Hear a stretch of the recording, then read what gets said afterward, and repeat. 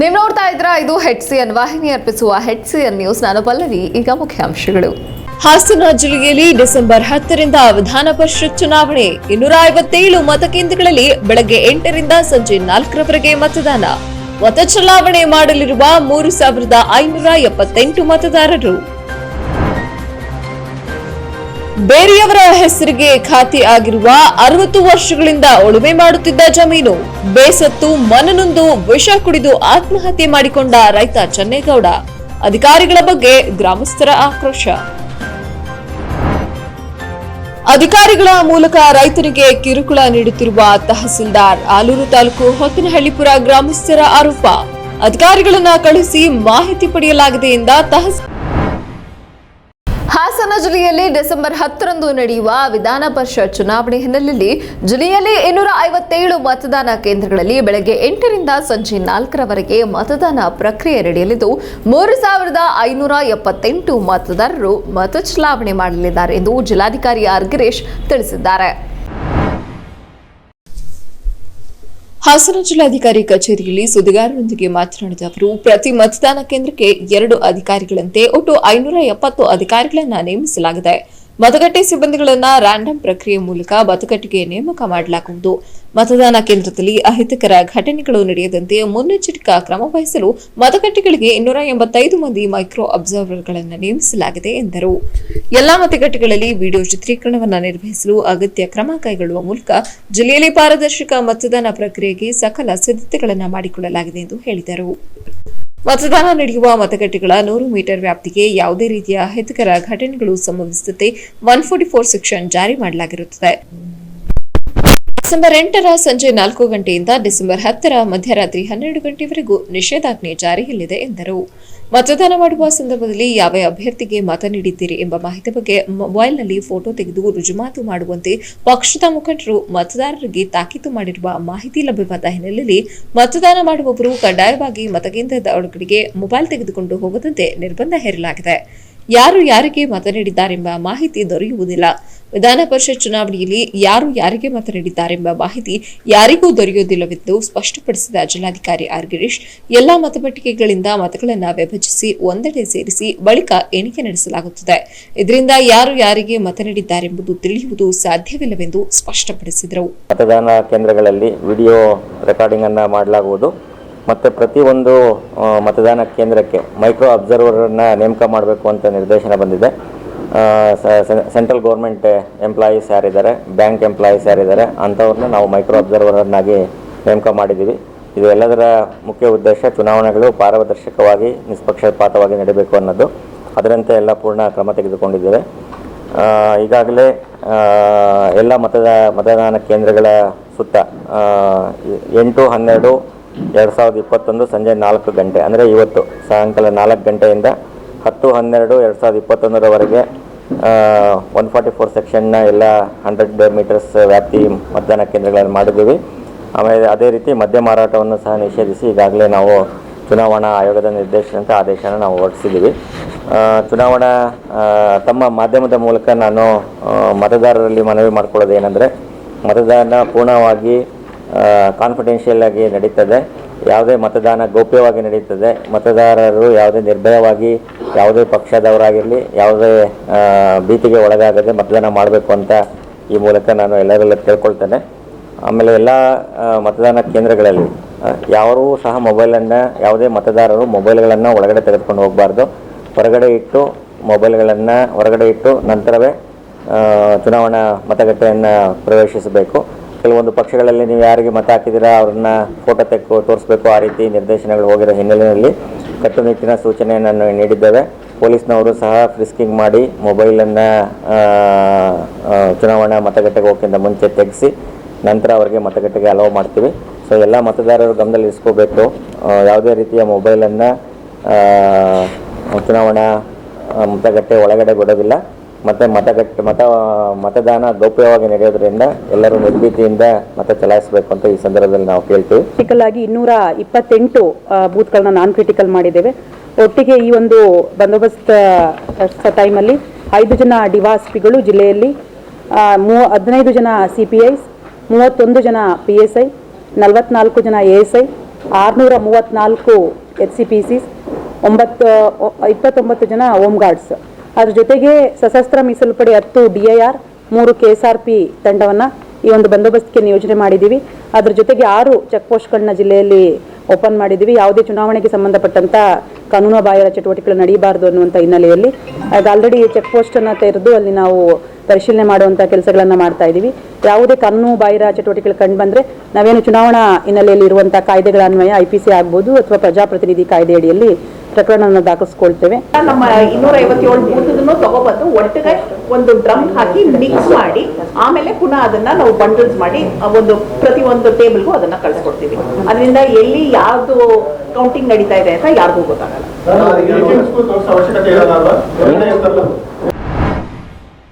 ಬೇಲೂರು ತಾಲೂಕಿನಲ್ಲಿ ವಿಧಾನ ಪರಿಷತ್ ಚುನಾವಣೆ ಹಿನ್ನೆಲೆಯಲ್ಲಿ ಚುನಾವಣೆಗೆ ಯಾವುದೇ ರೀತಿಯಲ್ಲಿ ತೊಂದರೆಯಾಗದಂತೆ ಮುಂಜಾಗ್ರತಾ ಕ್ರಮ ಕೈಗೊಳ್ಳಲಾಗಿದೆ ಎಂದು ತಹಸೀಲ್ದಾರ್ ಮೋಹನ್ ಕುಮಾರ್ ತಿಳಿಸಿದರು. ಬೇಲೂರು ಪಟ್ಟಣದ ಶ್ರೀ ಚೆನ್ನಕೇಶವ ದಾಸೋಹ ಭವನದಲ್ಲಿ ವಿಧಾನ ಪರಿಷತ್ ಚುನಾವಣೆ ಅಂಗವಾಗಿ ಕರ್ತವ್ಯ ನಿರತ ಸಿಬ್ಬಂದಿಗಳಿಗೆ ಮಾಹಿತಿ ಹಾಗೂ ತರಬೇತಿ ನಂತರ ಸುದ್ದಿಗಾರರೊಂದಿಗೆ ಮಾತನಾಡಿದ ಅವರು 37 ಗ್ರಾಮ ಪಂಚಾಯಿತಿ ಹಾಗೂ ಪುರಸಭೆ ಒಳಗೊಂಡಂತೆ ಒಟ್ಟು 38 ಮತಗಟ್ಟೆಗಳನ್ನು ತೆರೆಯಲಾಗಿದ್ದು 447 ಮತದಾರರಿದ್ದು ಬೆಳಗ್ಗೆ 8 ರಿಂದ ಸಂಜೆ 4 ರವರೆಗೂ ಪ್ರತಿ ಗ್ರಾಮ ಪಂಚಾಯಿತಿ ಹಾಗೂ ಪುರಸಭೆಯಲ್ಲಿ ಮತದಾನ ಮಾಡಲು ಅವಕಾಶ ಕಲ್ಪಿಸಲಾಗಿದೆ. ಚುನಾವಣೆ ಸಿಬ್ಬಂದಿಗಳಿಗೆ 2 ದಿನದ ತರಬೇತಿ ನೀಡಲಾಗಿದ್ದು 84 PRO ಹಾಗೂ 38 ಮೈಕ್ರೋ ಅಬ್ಸರ್ವರ್ಗಳು ಹಾಗೂ 1 PC 38 ಮತಗಟ್ಟೆಗಳಲ್ಲಿ ಮತದಾರರ ಗುರುತಿನ ಅಧಿಕಾರಿಗಳನ್ನು ನೇಮಿಸಲಾಗಿದ್ದು ಕಡ್ಡಾಯವಾಗಿ ಮತದಾನ ಮಾಡುವವರು ಗುರುತಿನ ಚೀಟಿ ತರತಕ್ಕದ್ದು ಹಾಗೂ ಎಲ್ಲಾ ಮತದಾರರಿಗೂ ಮತದಾನ ಮಾಡುವಂತಹ ತರಬೇತಿ ನೀಡಲಾಗಿದ್ದು 5 ಹೋಬಳಿಗಳಲ್ಲಿ ವಿಶೇಷ ರೀತಿಯಲ್ಲಿ ಭದ್ರತೆ ಹಾಗೂ ಪ್ರತಿ ಮತದಾನ ಕೇಂದ್ರದಲ್ಲಿ ವಿಡಿಯೋ ಚಿತ್ರೀಕರಣ ಮಾಡಲಾಗುತ್ತಿದ್ದು ಮತದಾನ ಮುಗಿದ ನಂತರ ಮತಗಟ್ಟೆಗಳನ್ನು ಹಾಸನಕ್ಕೆ ಕಳುಹಿಸಲಾಗುವುದು. ಅಲ್ಲದೆ ಈ ಬಾರಿ ಯಾವುದೇ EVM ಮತಯಂತ್ರ ಇಲ್ಲದೆ ಬ್ಯಾಲೆಟ್ ಪೇಪರ್ನಲ್ಲಿ ಮತದಾನಕ್ಕೆ ಅವಕಾಶ ಕಲ್ಪಿಸಲಾಗಿದೆ ಎಂದರು. ವಿಧಾನ ಪರಿಷತ್ ಚುನಾವಣೆಗೋಸ್ಕರ ಸರ್ವ ಸನ್ನದ್ಧರಾಗಿದ್ದೀವಿ. 38 ಮತಕೇಂದ್ರಗಳಲ್ಲಿ ಚುನಾವಣೆ ಪ್ರಾರಂಭ ಆಗ್ತದೆ. 38 ಕೇಂದ್ರಗಳಿಗೆ 9ನೇ ತಾರೀಕು ಇಲ್ಲಿಂದ ನಾವು 2 ಜನ ಚುನಾವಣಾ ಸಿಬ್ಬಂದಿಗಳು, 1 ಪೊಲೀಸು, ಮೈಕ್ರೋ ಅಬ್ಸರ್ವರು, ಫೋಟೋಗ್ರಫರ್, 5 ಜನ ತಂಡ ಅಲ್ಲಿಗೆ ಹೋಗ್ತದೆ.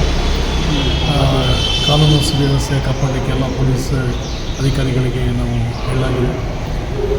ಬೇಲೂರು ತಾಲೂಕಿನಲ್ಲಿ ಯಾವುದೇ ಶಾಂತಿ ಭಂಗ ಉಂಟಾಗದಂತೆ ಕ್ರಮ ವಹಿಸಲು ಚುನಾವಣಾ ಕೆಲಸ ಹಿಡಿಯಲಿಕ್ಕೋಸ್ಕರ ನಾವು ತಯಾರು ಮಾಡಿದ್ದೀವಿ.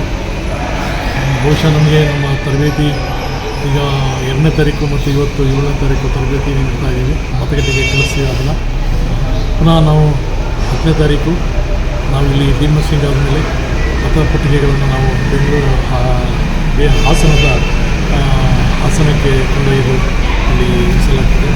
14ನೇ ತಾರೀಕು ಕೌಂಟಿಂಗ್ ಆಗಿದೆ. ಬೇಲೂರಿನಲ್ಲಿ ತರಬೇತಿಗಳು ಎಲ್ಲ ಮುಕ್ತಾಯ ಆಗ್ತಾ ಇದೆ. ಈಗ MLC ಎಲೆಕ್ಷನ್ಗೆ 48 ಮತದಾರರಿದ್ದಾರೆ. ಅವರಿಗೆಲ್ಲರಿಗೂ ತರಬೇತಿ ಕೂಡ ನಾವು ಈಗಾಗಲೇ ಕೊಡಲಾಗಿದೆ. ಚುನಾವಣೆ ಸುಗಮವಾಗಿ ನಡೀತದೆ ಅಂತ ತಮ್ಮನ್ನು ಎಲ್ಲ ಮತ ಕೇಂದ್ರಗಳಲ್ಲಿ 38 ಮತಕೇಂದ್ರಗಳಲ್ಲಿ ವಿಡಿಯೋಗ್ರಾಫರ್ನ ನಾವು ನೇಮಕ ಮಾಡಿದ್ದೀವಿ. ಬೆಳಿಗ್ಗೆ 7 ಗಂಟೆಗೆ ಅವರೆಲ್ಲ ಪ್ರಾರಂಭ ಆಗ್ತದೆ. ಮತದಾನ 8 ಗಂಟೆಗೆ ಪ್ರಾರಂಭ ಆದರೆ 4 ಗಂಟೆವರೆಗೂ ವಿಡಿಯೋಗ್ರಫಿ ಮಾಡ್ಕೊಂಡು ಎಲ್ಲರೂ. ಈ ಸಂದರ್ಭದಲ್ಲಿ ಉಪ ತಹಸೀಲ್ದಾರ್ ಅಶೋಕ್, ನಾಗರಾಜ್, ಪ್ರದೀಪ್, VI ಪ್ರಕಾಶ್, ಹನುಮಂತು ಹಾಗೂ ಚುನಾವಣೆ ತರಬೇತುದಾರ ಹರೀಶ್ ಹಾಜರಿದ್ದರು. HCN news Belur. ಆಲೂರು ತಾಲೂಕು ತಹಸೀಲ್ದಾರ್ ಶಿರೀನ್ ತಾಜ್ ಅಧಿಕಾರಿಗಳ ಮೂಲಕ ರೈತನ ಮೇಲೆ ವಿನಾಕಾರಣ ದಬ್ಬಾಳಿಕೆ ನಡೆಸಿ ಕಿರುಕುಳ ನೀಡುತ್ತಿದ್ದಾರೆ ಎಂದು ಆಲೂರು ತಾಲೂಕಿನ ಹೋತನಹಳ್ಳಿಪುರ ಗ್ರಾಮಸ್ಥರು ಆರೋಪಿಸಿದ್ದಾರೆ. ಹಾಸನ ಜಿಲ್ಲೆಯ ಆಲೂರು ತಾಲೂಕಿನ ಬೈರಾಪುರ ಗ್ರಾಮ ಪಂಚಾಯಿತಿ ವ್ಯಾಪ್ತಿಯ ಹೊತ್ತನಹಳ್ಳಿಪುರ ಗ್ರಾಮದ ಜವರೇಗೌಡರ ಮಗ ದೇವರಾಜೇಗೌಡ ಎಂಬುವರು ಗ್ರಾಮದ ಸರ್ವೆ ನಂಬರ್ 54ರಲ್ಲಿ 9 ಎಕರೆ 5 ಗುಂಟೆ ಪೈಕಿ 50-15 ಅಡಿ ಜಾಗದಲ್ಲಿ 1982ರಲ್ಲಿ ಸರ್ಕಾರದಿಂದ ನೀಡಿದ ಜನತಾ ಮನೆ ಮಾಡಿ ಅದಕ್ಕೆ ಬೈರಾಪುರ ಗ್ರಾಮ ಪಂಚಾಯಿತಿಯಲ್ಲಿ ಅದಕ್ಕೆ ತಗಲುವ ಕಂದಾಯ ವಕೈರುಗಳನ್ನು ಕಟ್ಟಿಕೊಂಡು ಬಂದಿರುತ್ತಾರೆ. ಆದರೆ ಇತ್ತೀಚೆಗೆ ವ್ಯಕ್ತಿಯೊಬ್ಬ ಮೌಖಿಕವಾಗಿ ದೂರು ನೀಡಿದ್ದಾರೆ ಎನ್ನುವ ಕಾರಣ ನೀಡಿ ತಹಸೀಲ್ದಾರ್ ಶ್ರೀನಾಥ್ ಅವರು ಕಂದಾಯ ಇಲಾಖೆ ಅಧಿಕಾರಿಗಳು ಹಾಗೂ ಪೊಲೀಸ್ ಅಧಿಕಾರಿಗಳನ್ನ ರೈತ ದೇವರಾಜೇಗೌಡ ಮನೆ ಹತ್ತಿರ ಕಳುಹಿಸಿ ಕಿರುಕುಳ ನೀಡುತ್ತಿದ್ದಾರೆ ಎಂದು ರೈತ ಶಿವೇಗೌಡ ಅಳಲು ತೋಡಿಕೊಂಡರು. ರೈತ ದೇವರಾಜೇಗೌಡ ಮಾತನಾಡಿ, ಗ್ರಾಮದ ಸರ್ವೆ ನಂಬರ್ 54ರ 9 ಎಕರೆ 5 ಗುಂಟೆ ಜಮೀನಿನಲ್ಲಿ ಗ್ರಾಮಸ್ಥರೆಲ್ಲರೂ ಅವರಿಗೆ ಬೇಕಾದಷ್ಟು ಹಂಚಿಕೊಂಡು ಜೀವನ ನಡೆಸುತ್ತಿದ್ದಾರೆ. ಅವರಂತೆ ನನಗೂ ಕೂಡ 1982ರಲ್ಲಿ ಗ್ರಾಮಸ್ಥರು ಜಮೀನು ಹಂಚಿಕೊಟ್ಟಿದ್ದರು. ಅದರಲ್ಲಿ ಸರ್ಕಾರದಿಂದ ನೀಡಿರುವ ಜನತಾ ಮನೆ ಮಾಡಿಕೊಂಡು ಜೀವನ ನಡೆಸುತ್ತಿದ್ದೆವು. ಆದರೆ ಇತ್ತೀಚಿನ ಮಳೆಯಿಂದ ಮನೆ ಶಿಥಿಲಗೊಂಡ ಹಿನ್ನೆಲೆಯಲ್ಲಿ ಮನೆ ನಿರ್ಮಾಣ ಮಾಡಲಾಗುತ್ತಿದೆ. ತಾಲೂಕು ತಹಸೀಲ್ದಾರ್ ಅವರು ಅಧಿಕಾರಿಗಳನ್ನ ರಾತ್ರೋರಾತ್ರಿ ಮನೆ ಹತ್ತಿರ ಕಳಿಸಿ ದಬ್ಬಾಳಿಕೆ ನಡೆಸುತ್ತಿದ್ದಾರೆ ಎಂದು ಆರೋಪಿಸಿದರು. ತಾಲೂಕಿನಲ್ಲಿ ಕೆರೆ ಕಟ್ಟೆಗಳು ಒತ್ತುವರಿಯಾಗಿದೆ, ಕಾಡಾನೆ ಸಮಸ್ಯೆ ಇದೆ, ಅಕಾಲಿಕ ಮಳೆಯಿಂದ ಮನೆಯನ್ನ ಕಳೆದುಕೊಂಡಿದ್ದಾರೆ. ಕಚೇರಿಯಲ್ಲಿ ಸಾಕಷ್ಟು ಭ್ರಷ್ಟಾಚಾರ ನಡೆಯುತ್ತಿದೆ. ತಹಸೀಲ್ದಾರ್ ಶ್ರೀನಾಥ್ ಅವರು ಅವುಗಳನ್ನು ಸರಿಪಡಿಸುವುದನ್ನು ಬಿಟ್ಟು ಗ್ರಾಮಗಳಲ್ಲಿ ಸಹಬಾಳ್ವೆ ನೆಮ್ಮದಿಯಿಂದ ಜೀವನ ನಡೆಸುತ್ತಿರುವ ರೈತರನ್ನ ಒಬ್ಬರ ಮೇಲೆ ಇನ್ನೊಬ್ಬರನ್ನ ಎತ್ತಿಕಟ್ಟುತ್ತಿದ್ದಾರೆ. ಹೇಮಾವತಿ ಪುನರ್ವಸತಿಯಿಂದ ಜಮೀನು ಕಳೆದುಕೊಂಡ ರೈತರಿಗೆ ಬಾಬಾ ಫಾರೆಸ್ಟ್ನಲ್ಲಿ ಜಮೀನು ನೀಡಿ 4 ದಶಕಗಳೇ ಕಳೆದಿದೆ. ಅವರಿಗೆ ಸರಿಯಾದ ರಸ್ತೆ ಇಲ್ಲದೆ ಅವರು ನರಕಯಾತನೆ ಅನುಭವಿಸುತ್ತಿದ್ದಾರೆ. ಅವರಿಗೆ ಮೊದಲು ರಸ್ತೆ ಶಾಶ್ವತ ಪರಿಹಾರ ಕಂಡುಹಿಡಿಯಲಿ, ಅದನ್ನ ಬಿಟ್ಟು ರೈತರನ್ನ ಒಕ್ಕಲೆಬ್ಬಿಸುವ ಕೆಲಸ ಮಾಡ್ತಿದ್ದಾರೆ. ಇವರ ವರ್ತನೆ ಇದೇ ರೀತಿ ಮುಂದುವರೆದರೆ ಸಂಬಂಧಪಟ್ಟ ಜಿಲ್ಲಾಧಿಕಾರಿಗಳು ಹಾಗೂ ಶಾಸಕರು ಸಂಸದರಿಗೆ ದೂರು ನೀಡಬೇಕಾಗುತ್ತೆ. ಗ್ರಾಮ ಪಂಚಾಯಿತಿ ಸದಸ್ಯ ಅಣ್ಣೇಗೌಡ ಎಚ್ಚರಿಸಿದರು. ಆಗ ಬಲಗಡೆ ಸೈಡಿ ಮನೆ ಕಟ್ತಾ ಇದ್ದ. ಊರೆಲ್ಲ ಸೇರಿ ಬೇಡ ಮಗ ನೀನು ಎಡಗಡಿಗೆ ಮಾಡ್ಕ, ಡೈರೆಕ್ಟ್ ಕೆರೆಗೆ ಹೋಗ್ಲಿ ಅಂತ ರೋಡು ಊರೆಲ್ಲ ಸೇರಿ ನಮ್ಮ ಅಪ್ಪದಿರು ನಮ್ಮ ಅಜ್ಜಿರು ಎಲ್ಲ ಸೇರಿ ಹೇಳಿದ್ರು. ಅವ್ರ ಜಾಗದಲ್ಲೇ ಬಿಡಿಸ್ಕೊಟ್ಟವ್ರೆ, ಅವ್ನು ಕಟ್ಟಿದ ಜಾಗದಲ್ಲಿ ಬಿಡಿಸ್ಕೊಟ್ಟವ್ರೆ. ಮತ್ತಿನ್ನ ಅವ್ನು ಮತ್ತೆ ಮಧ್ಯ ರೋಡ್ ಹತ್ತಿ ಅಂದ್ರೆ ಅವನ ಇಸ ಕುಡಿಬೇಕು, ಅವನೇನಾದ್ರು ಸಾಯ್ಬೇಕ. ಮೇಲ್ಗಡೆಯಲ್ಲೂ ಬಿಟ್ಟವನೆ, ಮೇಲ್ಗಡೆ 2 ಮನೆ ಅವೆ, 2 ಮನೆ ಬಿಟ್ಟವನೆ. ಅದಕ್ಕಿಂತ ಮುಂದಕ್ಕೆ ಕಾಂತ ಬಿಡ್ತಾ ಇಲ್ಲ. ಅಲ್ಲಿ ಇನ್ನೂ 1 ಮನೆ ಐತೆ, ಬೇರೆ ಜಮೀನು ಐತೆ, ಅವ್ಕೆ ಯಾವುದಕ್ಕೂ ಬಿಡ್ತಾ ಇಲ್ಲ ಕಾಂತ. ಅದರಿಂದವ ದೇವರಾಜಿಗೆ ತೊಂದರೆ ಕೊಟ್ಟರೆ ನಾವು ಎಲ್ಲವ ದಂಡ ಕೊಡ್ತೀವಿ. ಜಾಗದಲ್ಲಿ ನಾನು ಮನೆ ಮಾಡ್ತಾಯಿದ್ದೆ. ಗ್ರಾಮಸ್ಥರು ಬಂದು ನನಗೆ ಆ ರಸ್ತೆ ಗೊತ್ತಿರಲಿಲ್ಲ, ಈ ಕಡೆಗೆ ಬೇಡ ಆ ಕಡೆಗೆ ಮಾಡ್ಕೆ ಅಂತೇಳಿ ನನಗೆ 82ರಲ್ಲಿ ಜನತಾ ಮನೆ ಕಟ್ಟಿದ್ದೆ. ಕಾರಣಾಂತರದಿಂದ ಮಳೆಯಿಂದ ಮನೆ ಬಿದ್ದೋಯ್ತು. ಅವರೆಲ್ಲ ಈ ಕಡೆಯಿಂದ ಆ ಕಡೆ ಕಟ್ಟಿಸಿದ್ರು. ಇವತ್ತು ಅಧಿಕಾರಿಗಳು ಬಂದು ಆ ಕಡೆ ಒಂದು 12 ಅಡಿ ಸಿಮೆಂಟ್ ರಸ್ತೆಗೂ ಬಿಟ್ಕೊಟ್ಟಿದ್ದೀನಿ ಫ್ರೀಯಾಗಿ, ಈ ಕಡೆ 30 ಅಡಿ ರೋಡ್ ಬಿಟ್ಟಿದ್ದೀನಿ. ಮತ್ತು ಮಧ್ಯದಲ್ಲಿ ನಾನು ಮನೆ ಹೋಗಿದೆಯಲ್ಲ ಆ ಜಾಗಕ್ಕೆ ಮನೆ ಕಟ್ಟಕ್ಕೆ ಹೋದಾಗ ವೈಯಕ್ತಿಕವಾಗಿ ಯಾರೋ ಒಬ್ಬ ಹೋಗಿ ಅಲ್ಲಿ ಮನೆ ಕಟ್ಟಂಗೆ ತೊಂದರೆ ಕೊಡ್ತಾಯಿದ್ದಾನೆ. ರಾತ್ರಿ ಒಂದು 8:15ರಲ್ಲಿ ಪೊಲೀಸ್ನವ್ರು ಬಂದ ಕಟ್ಟಬೇಡ ಅಂತ ಕಳಿಸಿದ್ದಾರೆ. ಪೊಲೀಸ್ನವ್ರನ್ನ ತಹಸೀಲ್ದಾರರು ನನಗೆ ಅವರು ಗಬ್ಬರಿಸಿ ಕಳಿಸಿದರು. ಆಮೇಲೆ ಗದ್ದೆ ಹತ್ರ ಕೂಲಿ ಮಾಡ್ತಾಯಿದ್ದೆ. ಆಗ RI ಬಂದು ನಿನಗೇನಪ್ಪ ನೀನು ಅರ್ಜಿ ಕೊಡು, ಎಲ್ಲಿಂದ ಇದೆ ಅಲ್ಲೆಲ್ಲ ಬಿಡಿಸ್ಕೊಡ್ತೀನಿ ಅಂತ ಅಂದರು. ಅರ್ಜಿನೂ ಕೊಟ್ಟಿದ್ದೀನಿ. ನನಗೆ ಈಗ ನಿಂಗೆ ಮನೆ ಇಲ್ಲ, ನಾವು ಆ ಜಾಗದಲ್ಲಿ ಈಗಲೂ ಕಂದಾಯ ಕಟ್ತಾಯಿದ್ದೀನಿ. ನಾನು ತೆಂಗಿನ ಮರ 2 ತೆಂಗಿನ ಮರ ಇದ್ದಾವೆ, ಇಡೀ ಮರ ಎಲ್ಲ ಇದ್ದಾವೆ. ಗ್ರಾಮಸ್ಥರು ಏನು ಹೇಳಿದ್ರು ಅದ್ರ ಪ್ರಕಾರ ನಾನು ನಡ್ಕೊತಾ ಇದ್ದೀನಿ. ಆದರೂ ನನಗೆ ಸಿಕ್ಕಾಬಟ್ಟೆ ತೊಂದರೆ ಕೊಡ್ತಾಯಿದ್ದಾರೆ. ಈಗ ನಾನು ಏನು ಮಾಡಲಿ? ತಹಸೀಲ್ದಾರರು ಕಳಿಸೋ ಹೊತ್ತಿಗೆ ಅವರು RI ಬಂದು ಕೊಡೋ ಅಂತೇಳಿ ಅಲ್ಲಿ ನೀನು ಬರಲ್ಲ ಅಂತಂದರೆ ಪೊಲೀಸ್ ಕರೆಸ್ತೀನಿ ಅಂತೇಳಿ ನಾನು ಗದ್ದಿಂದ ಓಡಿ ಬಂದೆ, ಕೂಲಿಗೆ ಹೋಗಿದ್ದೆ. ಪೊಲೀಸ್ನವ್ರು ಬಂದಿದ್ರ ಮನೆಗೆ. ಆಮೇಲೆ ಅವ್ರು ಬಂದಾಗ ನೀನು ಅರ್ಜಿ ಕೊಡು ಅಂದರು. ನಾನು ಅರ್ಜಿ ಕೊಟ್ಟೆ, ನನ್ನ ಅರ್ಜಿಗೆ ಬೆಲೆ ಇಲ್ಲ, ನಾನು ಅದು ಎಂಡಸ್ಮೆಂಟ್ ತಂದು ಮನೇಲಿ ಇಟ್ಕೊಂಡಿದ್ದೀನಿ. ಮತ್ತು ತಹಸೀಲ್ದಾರರು ಪೊಲೀಸ್ನರ 8:15 ಗಂಟೆ ರಾತ್ರಿ ಕಳಿಸಿದ್ರು. ಕರೆಕ್ಟಾಗಿ ಸೋಮವಾರ 10:00ವರೆಗೆ ಅಲ್ಲಿಗೆ ಬಾ, ಅಲ್ಲಿ ಬಂದು ಏನು ಮಾಹಿತಿ ಕೊಡು ಅಂದರು. 10:00ವರೆಗೆ ಹೋದೆ, ಅವ್ರ ಹತ್ರ ಕೇಳಿದೆ. ನನಗೆ ನ್ಯಾಯ ಸಿಕ್ಕಿಲ್ಲ. ಅರ್ಧ ಗಂಟೆ ಕೂತ್ಕ 1 ಗಂಟೆ ಕೂತ್ಕ ಅಂದರು. ಮತ್ತು ಇವತ್ತು ಅಕ್ಕಲ್ಲ ಹೋಗು ಅಂದರು. ಅವತ್ತು ಒಂದು ಸ್ಕೂಲಿಗೆ ಹೋಯ್ತು. ಮತ್ತು ನಾಳೆ ಬರ್ತೀನಿ ನಡಿ, ಮಂಗಳವಾರ ನೀನು ಬಂದು ನೀನು ಪರಿಶೋಧನೆ ಮಾಡ್ತೀನಿ, ಅದೇನು ನಾನು ನೋಡ್ತೀನಿ ಅಂದರು. ಅವತ್ತು ಬರಲಿಲ್ಲ. ನನಗೆ 3 ದಿವಸದಿಂದ ಕೂಲಿ ಇಲ್ಲ. ಈ ಬಗ್ಗೆ ತಹಸೀಲ್ದಾರ್ ಶ್ರೀನಾಥ್ ಮಾತನಾಡಿ, ಯಾರೂ ಕೂಡ ಲಿಖಿತ ರೂಪದಲ್ಲಿ ದೂರು ನೀಡಿಲ್ಲ, ಮೌಖಿಕವಾಗಿ ದೂರು ನೀಡಿದ್ದಾರೆ. ಅದರಂತೆ ಅಧಿಕಾರಿಗಳನ್ನ ಸ್ಥಳಕ್ಕೆ ಕಳುಹಿಸಿ ಮಾಹಿತಿ ಪಡೆಯಲಾಗಿದೆ ಎಂದು HCN ಸುದ್ದಿವಾಹಿನಿಗೆ ವರದಿಗಾರರಿಗೆ ತಿಳಿಸಿದರು. HCN news Aluru. ಕನ್ನಡ ಸಾಹಿತ್ಯ ಪರಿಷತ್ ಹಾಸನ ಜಿಲ್ಲಾ ಘಟಕದಿಂದ ಅಭಿನಂದನೆ ಮತ್ತು ಪದಸ್ವೀಕಾರ ಸಮಾರಂಭವು ಡಿಸೆಂಬರ್ 10ರಂದು ಕಲಾಮಂದಿರದಲ್ಲಿ ಜರುಗಲಿದೆ ಎಂದು ಕಸಾಪ ಜಿಲ್ಲಾಧ್ಯಕ್ಷ ಡಾಕ್ಟರ್ ಎಚ್.ಎಲ್. ಮಲ್ಲೇಶ್ ಗೌಡ ತಿಳಿಸಿದ್ದಾರೆ. ಪತ್ರಿಕಾಗೋಷ್ಠಿಯಲ್ಲಿ ಮಾತನಾಡಿದ ಅವರು ಡಿಸೆಂಬರ್ 10ರಂದು ಸಂಜೆ 5 ಗಂಟೆಗೆ ಕಾರ್ಯಕ್ರಮ ನಡೆಯಲಿದೆ. ಈ ಸಮಾರಂಭದಲ್ಲಿ ಕನ್ನಡ ಸಾಹಿತ್ಯ ಪರಿಷತ್ ರಾಜ್ಯಾಧ್ಯಕ್ಷ ನಾಡೋಜ ಡಾಕ್ಟರ್ ಮಹೇಶ್ ಜೋಶಿ ಅವರಿಗೆ ಅಭಿನಂದನೆ ಸಲ್ಲಿಸಲಾಗುವುದು ಎಂದರು. ಈ ಸಂದರ್ಭದಲ್ಲಿ ಖ್ಯಾತ ಸಾಹಿತಿಗಳು ಮತ್ತು ಚಲನಚಿತ್ರ ನಿರ್ದೇಶಕ ನಾಗದಿಹಳ್ಳಿ ಚಂದ್ರಶೇಖರ್ ಅಭಿನಂದನಾ ನುಡಿಯನ್ನಾಡಲಿದ್ದಾರೆ. ಮುಖ್ಯ ಅತಿಥಿಗಳಾಗಿ ಕವಿಗಳು ಮತ್ತು ಆಕಾಶವಾಣಿಯ ಕಾರ್ಯಕ್ರಮ ನಿರೂಪಕ ಸುಬ್ಬು ಹೊಲಿಯಾರ್ ಭಾಗವಹಿಸಲಿದ್ದಾರೆ.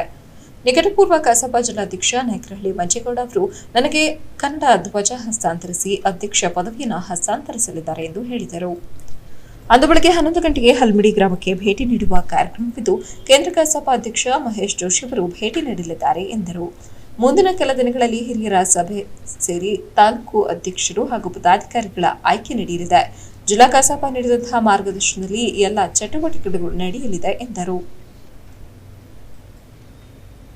ಕೇಂದ್ರ ಕನ್ನಡ ಸಾಹಿತ್ಯ ಪರಿಷತ್ ಸದಸ್ಯತ್ವ ಶುಲ್ಕವನ್ನು ಜೋಶಿ ಅವರ ಪ್ರಣಾಳಿಕೆಯಂತೆ 250ಕ್ಕೆ ನಿಗದಿಗೊಳಿಸಿ ಕಾರ್ಯಕಾರಿ ಸಮಿತಿಯಲ್ಲಿ ತೀರ್ಮಾನ ಕೈಗೊಳ್ಳಲಾಗಿದ್ದು, ಕೇಂದ್ರ ಕಸಾಪದಿಂದ ಅಧಿಕೃತ ಸುತ್ತೋಲೆ ಬಂದ ನಂತರ ನೂತನ ಸದಸ್ಯರ ನೋಂದಣಿ ಕಾರ್ಯ ನಡೆಯಲಿದೆ ಎಂದು ಇದೇ ವೇಳೆ ತಿಳಿಸಿದರು.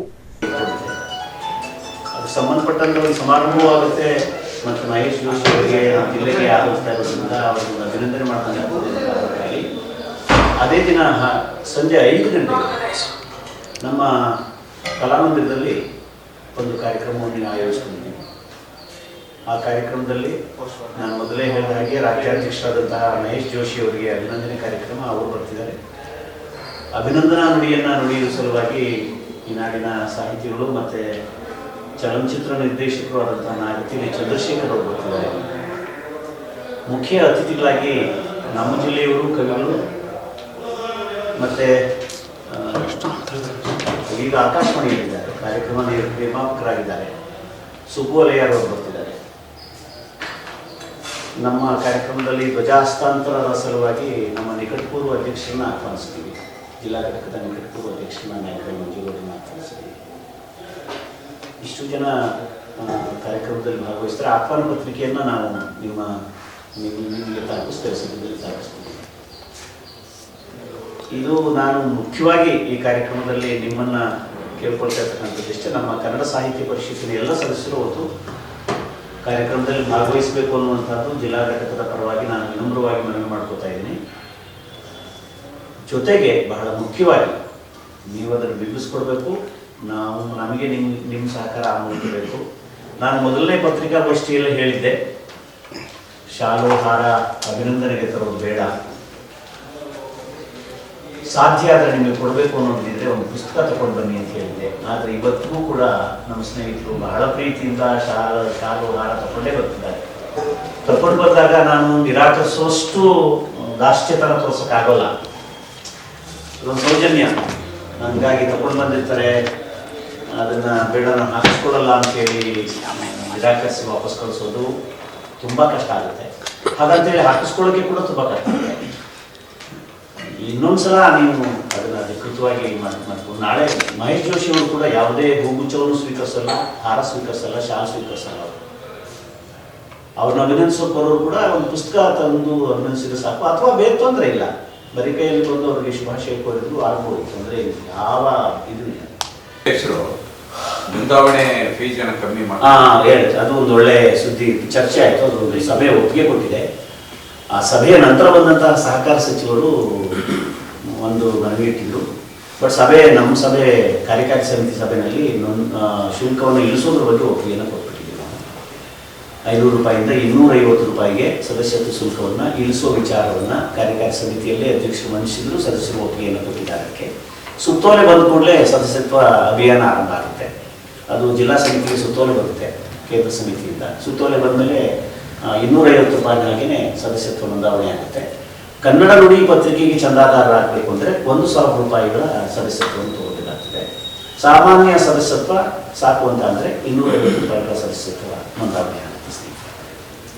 ಇದಿಷ್ಟು ಮೊನ್ನೆ ಆಗಿರ್ತಕ್ಕಂಥ ಅಂಶಗಳು, ಅದನ್ನು ನಿಮ್ಮ ಗಮನಕ್ಕೆ ನಾನು ತಂದಿದ್ದೀನಿ. ಅದರ ಅನುಸಾರವಾಗಿ ನಮ್ಮ ಜಿಲ್ಲಾ ಸಮಿತಿ ಕೂಡ ಕಾರ್ಯನಿರ್ವಹಿಸುತ್ತೆ. ಎಲ್ಲ ಸಂದರ್ಭದಲ್ಲಿ ನಿಮ್ಮ ಸಹಕಾರ ಪೂರ್ಣ ಪ್ರಮಾಣದಲ್ಲಿ ಇದು ಕನ್ನಡ ನುಡಿ ಹಿಂದೆ ಜೀವ ಸದಸ್ಯರಿಗೆಲ್ಲ ಬರ್ತಿತ್ತು ಸರ್.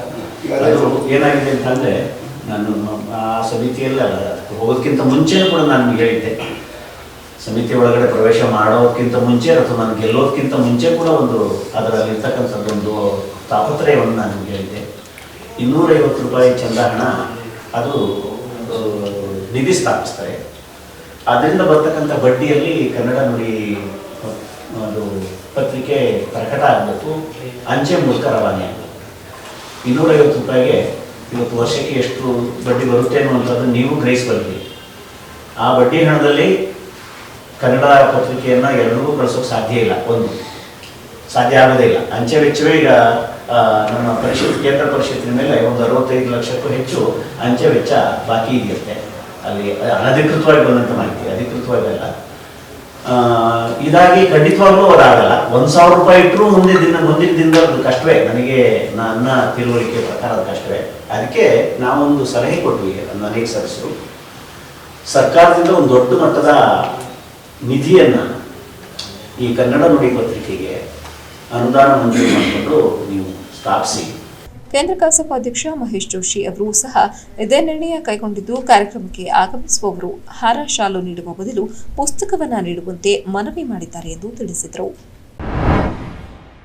ವಿಧಾನ ಪರಿಷತ್ ಚುನಾವಣೆಯಲ್ಲಿ ಜೆಡಿಎಸ್ ಪಕ್ಷದ ಅಭಿವೃದ್ಧಿ ಕಾರ್ಯಕ್ರಮಗಳ ಆಧಾರದ ಮೇಲೆ ಪಕ್ಷದ ಅಭ್ಯರ್ಥಿ ಸೂರಜ್ ರೇವಣ್ಣ ಕಡೆ ಮತದಾರರಿಗೆ ಹೆಚ್ಚಿನ ಒಲವು ಇದೆ ಎಂದು ವಕೀಲ ಹಾಗೂ ಜೆಡಿಎಸ್ ಯುವ ಮುಖಂಡ ಚನ್ನಂಗಿಹಳ್ಳಿ ಶ್ರೀಕಾಂತ್ ತಿಳಿಸಿದರು.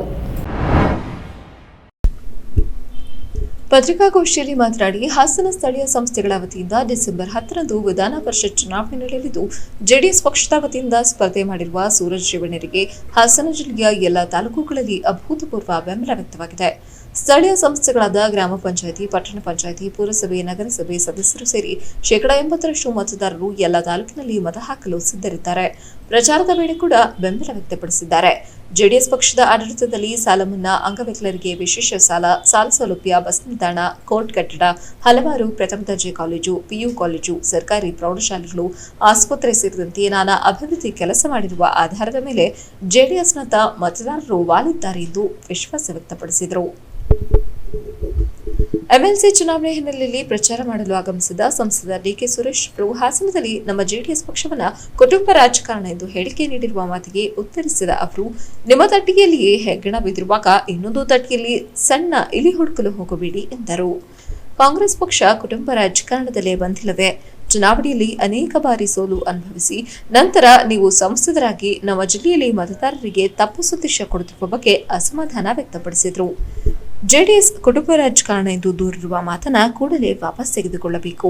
ವಿಧಾನ ಪರಿಷತ್ ಚುನಾವಣೆಯಲ್ಲಿ ಸೂರಜ್ ರೇವಣ್ಣರಿಗೆ ಹೆಚ್ಚಿನ ಬೆಂಬಲ ಸಿಗಲಿದೆ ಎಂದು ವಿಶ್ವಾಸ ವ್ಯಕ್ತಪಡಿಸಿದರು. ಮತವನ್ನ ಕೇಳ್ತಾ ಇದ್ವಿ. ಆ ಒಂದು ಆಧಾರಕ್ಕೆ ಮತದಾರರು ಸ್ಥಳೀಯ ಸಂಸ್ಥೆಗಳ ಮತದಾರರು, ಗ್ರಾಮ ಪಂಚಾಯತಿ ಸದಸ್ಯರು, ಪಟ್ಟಣ ಪಂಚಾಯತಿ ಸದಸ್ಯರು, ನಗರಸಭೆಯ ಸದಸ್ಯರು, ಎಲ್ಲ ಸದಸ್ಯರು ಒಕ್ಕೋರರಿಂದ 80% ಮತದಾರರು ಇವತ್ತು ನಮ್ಮ ಜೆಡಿಎಸ್ ಪಕ್ಷದ ಕಡೆ ವಾಲಿದ್ದಾರೆ ಅಂತ ಹೇಳಕ್ಕೆ ನಾನು ಹರ್ಷ ವ್ಯಕ್ತಪಡಿಸ್ತೀನಿ.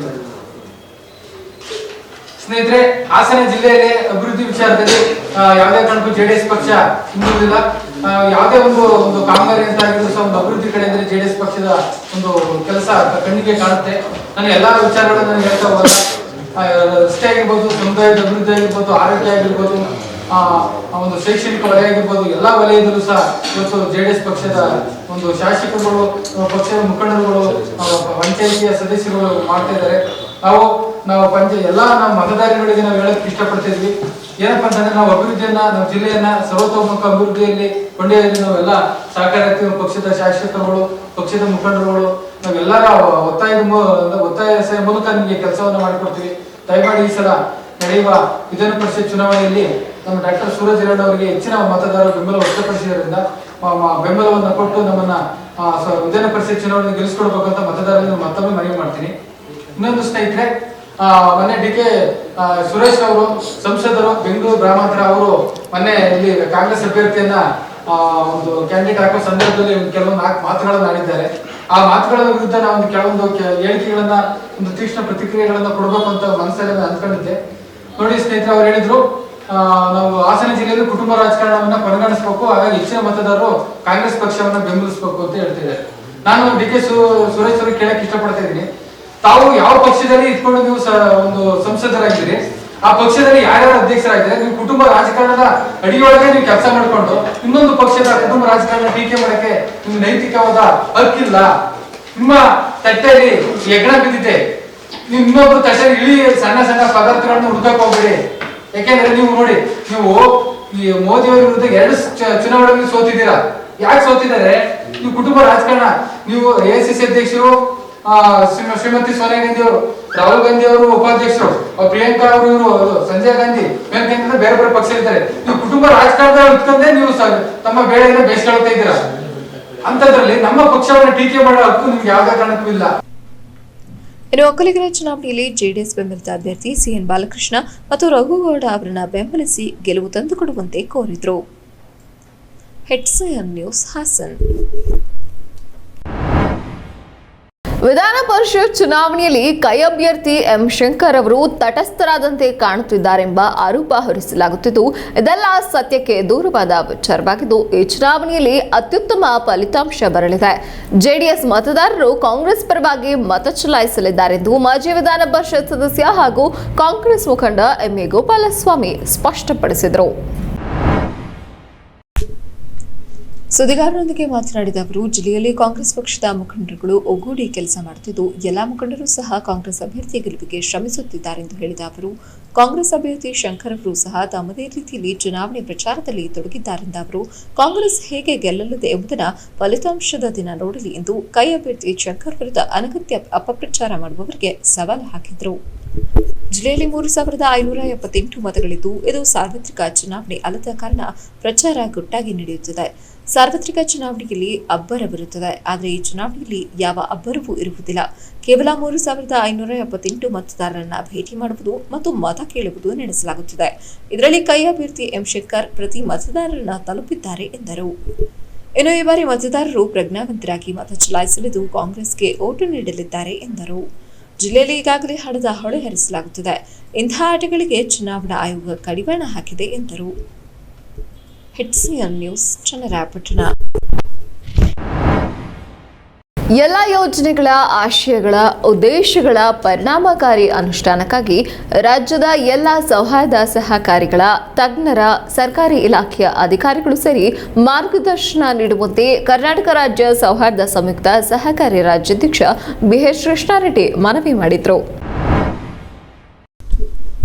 ಪತ್ರಿಕಾಗೋಷ್ಠಿಯಲ್ಲಿ ಮಾತನಾಡುತ್ತಾ, ಸೌಹಾರ್ದ ಸಹಕಾರಿ ಕಾಯ್ದೆ ತಿದ್ದುಪಡಿ, ಆದಾಯ ತೆರಿಗೆ ಸಂಸ್ಥೆಗಳ ನಿವಾರಣೆ ಕುರಿತಂತೆ ಸೌಹಾರ್ದ ಸಹಕಾರಿ ಕಾಯ್ದೆಯಲ್ಲಿ ಅಗತ್ಯ ತಿದ್ದುಪಡಿ ತರಲು ನಿರಂತರವಾಗಿ ಪ್ರಯತ್ನಿಸಲಾಗಿದೆ.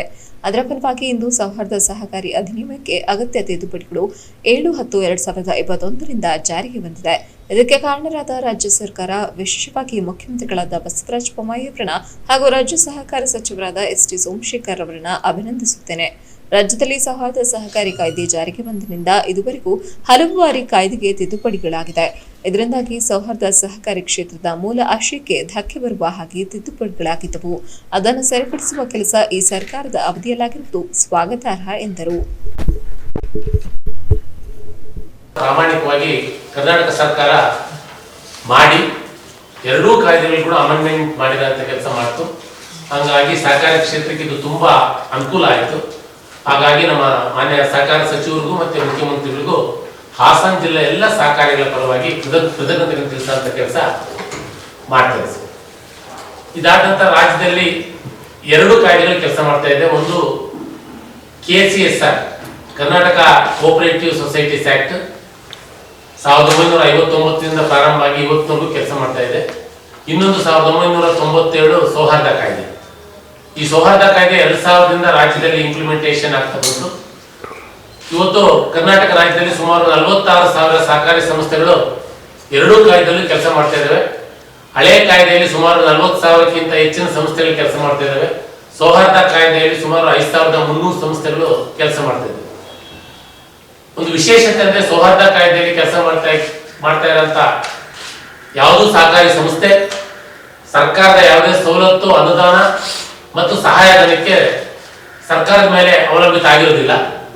ಅದು ತನ್ನ ಸದಸ್ಯರ ಠೇವಣಿ ಸಂಗ್ರಹ ಮಾಡೋದ್ರ ಮುಖಾಂತರ, ತನ್ನ ಸದಸ್ಯರಿಗೆ ಸಾಲಗಳು ಕೊಡೋದ್ರ ಮುಖಾಂತರ ಬರೋ ಅಂತ ಅಲ್ಪ ಲಾಭದಲ್ಲಿ ಸಂಸ್ಥೆ ನಡೆಸ್ಕೊಂಡು ಹೋಗುವಂತ ಕೆಲಸ ಸೌಹಾರ್ದ ಸಹಕಾರಿ ಸಂಘಗಳು ಮಾಡ್ತಾ ಹೋಗ್ತವೆ.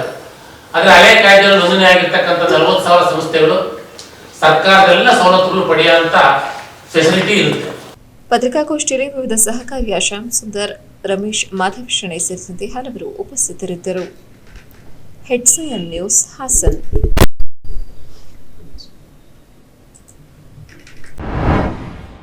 ಆಲೂರು ಪಟ್ಟಣದ ಬಿಕ್ಕೋಡು ರಸ್ತೆಯಲ್ಲಿರುವ ಜೆಎಂಎಫ್ಸಿ ನ್ಯಾಯಾಲಯದಲ್ಲಿ ಡಿಸೆಂಬರ್ 18ರಂದು ರಾಷ್ಟ್ರೀಯ ಲೋಕ್ ಅದಾಲತ್ ನಡೆಯಲಿದೆ. ಕಕ್ಷಿದಾರರು ಹೆಚ್ಚಿನ ಸಂಖ್ಯೆಯಲ್ಲಿ ಭಾಗವಹಿಸಿ ಪ್ರಕರಣಗಳನ್ನು ಇತ್ಯರ್ಥಗೊಳಿಸಿಕೊಳ್ಳಬೇಕು ಎಂದು ಜೆಎಂಎಫ್ಸಿ ನ್ಯಾಯಾಧೀಶೆ ಹಾಗೂ ತಾಲೂಕು ಕಾನೂನು ಸೇವಾ ಸಮಿತಿ ಸದಸ್ಯ ಕಾರ್ಯದರ್ಶಿ ಡಿಎಸ್ ಪ್ರತಿಭಾ ತಿಳಿಸಿದ್ದಾರೆ. ನ್ಯಾಯಾಲಯದಲ್ಲಿ ಸುದ್ದಿಗೋಷ್ಠಿ ಉದ್ದೇಶಿಸಿ ಮಾತನಾಡಿ, ಉಚ್ಚ ನ್ಯಾಯಾಲಯದ ನಿರ್ದೇಶನದಂತೆ ಡಿಸೆಂಬರ್ 18ರಂದು ಜನತಾ ನ್ಯಾಯಾಲಯ ನಡೆಯಲಿದೆ. ಸಿವಿಲ್ ಪ್ರಕರಣಗಳಿಗೆ ಸಂಬಂಧಿಸಿದ ಹಣ ವಸೂಲಾತಿ, ಜಮೀನು ಹಂಚಿಕೆ, ಕ್ರಿಮಿನಲ್ ಪ್ರಕರಣಗಳಿಗೆ ಸಂಬಂಧಿಸಿದಂತೆ ಚೆಕ್ ಬೌನ್ಸ್, ಶಾಶ್ವತ ಪ್ರತಿಬಂಧಕ, ಬ್ಯಾಂಕಿಗೆ ಹಣ ಪಾವತಿಸುವ ಸೇರಿದಂತೆ ಹಲವು ಪ್ರಕರಣಗಳನ್ನು ರಾಜಿ ಸಂಧಾನದ ಮೂಲಕ ಕಕ್ಷಿದಾರರು ಮತ್ತು ರಾಜ್ಯ ಸಂಧಾನ ವಕೀಲರ ಸಮ್ಮುಖದಲ್ಲಿ ಇತ್ಯರ್ಥಗೊಳಿಸಲಾಗುವುದು. ಈಗಾಗಲೇ ಪ್ರಕರಣಗಳಿಗೆ ಸಂಬಂಧಿಸಿದ ಕಕ್ಷಿದಾರರಿಗೆ ಸೂಚನೆ ಪತ್ರ ಕಳುಹಿಸಲಾಗಿದೆ. ವಿಚಾರಣೆಗೆ ಈಗಾಗಲೇ ಮುಂದಿನ ದಿನಾಂಕ ನಿಗದಿ ಮಾಡಿದರೂ ಸಹ ಭಾಗವಹಿಸಬಹುದು. ಜನತಾ ನ್ಯಾಯಾಲಯದಲ್ಲಿ ಪ್ರಕರಣಗಳನ್ನು ಇತ್ಯರ್ಥ ಮಾಡಿಕೊಳ್ಳುವ ಮೂಲಕ ಕುಟುಂಬ ಸಮಾಜದಲ್ಲಿ ಶಾಂತಿ ನೆಲೆಸಲು ಸಹಕರಿಸಬೇಕು ಎಂದರು. ಸುದ್ದಿಗೋಷ್ಠಿಯಲ್ಲಿ ತಾಲೂಕು ವಕೀಲರ ಸಂಘದ ಅಧ್ಯಕ್ಷ ಎಚ್ಡಿ ಮಧು, ಬಿ ಮಂಜೇಗೌಡ, ಉಪಾಧ್ಯಕ್ಷ ಟಿಎಸ್ ಶಂಕರ್ ಸೇರಿದಂತೆ ಹಲವರು ಉಪಸ್ಥಿತರಿದ್ದರು. ಹೆಡ್ಸಿಯನ್ ನ್ಯೂಸ್, ಆಲೂರು. ಜನತಾ ನ್ಯಾಯಾಲಯವನ್ನು ನಾವು ಪ್ರತಿ 2 ತಿಂಗಳು 3 ತಿಂಗಳಿಗೊಂದ್ಸಲ ಉಚ್ಚ ನ್ಯಾಯಾಲಯದ ನಿರ್ದೇಶನದ ಅನ್ವಯ ನಾವು ಹಮ್ಮಿಕೊಳ್ತಾ ಇದ್ದೇವೆ.